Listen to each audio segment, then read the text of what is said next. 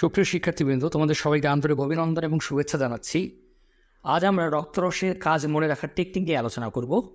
রক্তরসের কাজ মনে রাখার টেকনিকটি হচ্ছে রক্তরস প্রধান অক্ষ দেহকে পরিবহন করে ঘোরে। আমি আবারও বলছি, রক্তরস প্রধান অক্ষ ও দেহকে পরিবহন করে ঘোরে। এখানে অক্ষ হচ্ছে অতে অম্ল এবং ক্ষতে ক্ষার। এখানে অম্ল এবং ক্ষারের ভারসাম্য রক্ষা করা, অর্থাৎ হচ্ছে রক্তরস অম্ল এবং ক্ষারের ভারসাম্য রক্ষা করে। আর দেহ বুঝতে আমরা বুঝি আমরা আমাদের বডি, ইংলিশে যদি বলি বডি, রক্তরসে অ্যান্টিবডি দ্রবীভূত থাকে।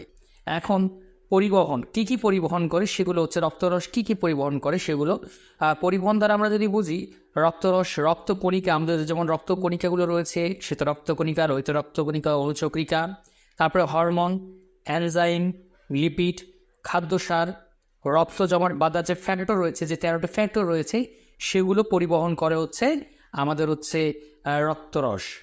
এরপরে যদি বলি করেতে হচ্ছে কার্বন ডাইঅক্সাইড কার্বনের রূপে দ্রবীভূত থাকে রক্তরসে।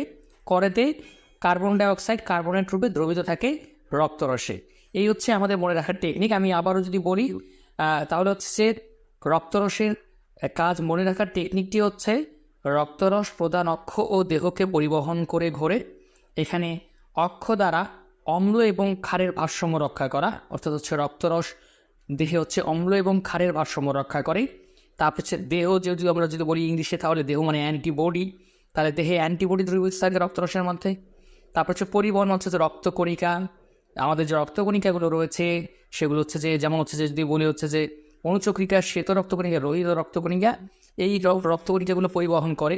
তারপর হচ্ছে হরমোন, এনজাইম, লিপিড, খাদ্যসার, রক্ত জমাট বাঁধার যে 13টি ফ্যাক্টর রয়েছে সেগুলো পরিবহন করে হচ্ছে এই রক্তরস।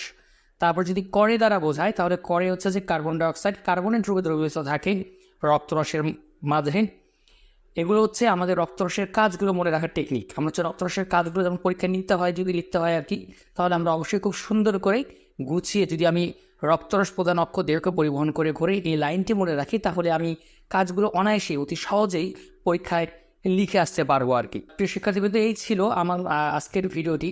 যদি আমার এই ভিডিওটি ভালো লেগে থাকে তাহলে অবশ্যই তোমরা আমার চ্যানেলটি, আমার এই ভিডিওগুলো দেখবে এবং শেয়ার করে দিবা তোমাদের সবার মাঝে। তো তোমাদের সবাইকে অসংখ্য ধন্যবাদ।